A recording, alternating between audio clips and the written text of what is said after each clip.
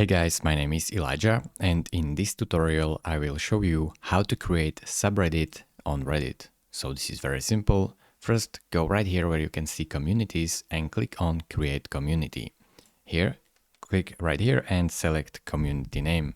So let's say I will select spaceships 1, 2, 3, and in the description we talk about space.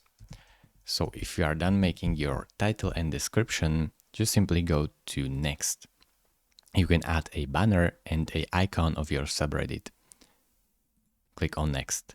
Then you can filter topics. So let's say space and astronomy, science and engineering. And once you have added 3 topics, then click on next. Then you can choose what kind of community is this. You can be public, it can be restricted or private. So choose whichever you want and click on create community. It is really this simple to create a subreddit on Reddit. Thank you very much for watching. If this video was helpful to you, consider subscribing and liking this video, and I will see you in the next tutorial.